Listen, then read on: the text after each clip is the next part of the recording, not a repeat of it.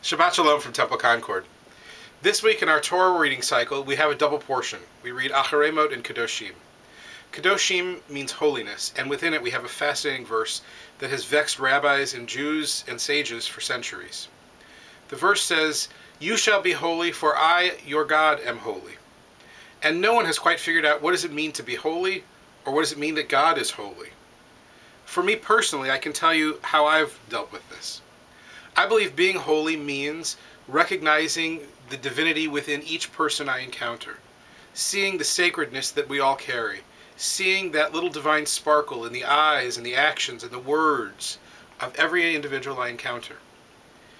In our Torah reading, way back in early fall when we were reading Genesis, we read about Abraham. He had two sons, Ishmael and Isaac. The two didn't get along well, and there was great family discord. We all know the result. But a little-known verse talks about how Isaac and Ishmael came back together to mark their father's passing, and that gathering was one of peace and one of brotherhood. Sadly, in the centuries and millennia that followed, the family of Ishmael and the family of Isaac haven't always gotten along. But in an act of Kedoshim, in an act of holiness, we at the temple have decided to try and change our ways. And so we've invited leaders of the Islamic Society of Central New York to come to a Shabbat service and speak and talk about that which we share. And I'm thrilled that they'll be joining us this Friday evening at 7:30 for services. It's an extraordinary moment, not so much because it's a courageous thing to have them here, but because we see each other as cousins.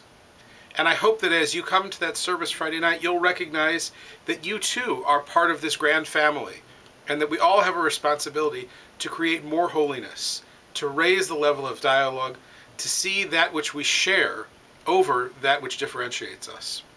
So I'm thrilled to have them come speak with us, and I think it will be the beginning of a wonderful way of creating peace for us individually and communally, and maybe in our own small way here in Central New York, we can show others in the world that Jews and Muslims can come together with a shared understanding of their familial connection, and that in our own friendships we can influence the world for the better.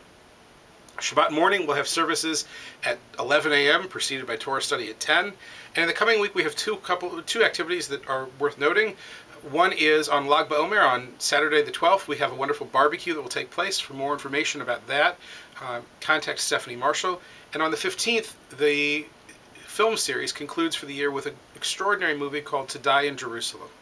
For now, though, I wish you a Shabbat of holiness, of peace, of Kedoshim, so that you can see the holiness of coming together with family and sharing in that which unites us all, rather than being put off and separated by that which differentiates us.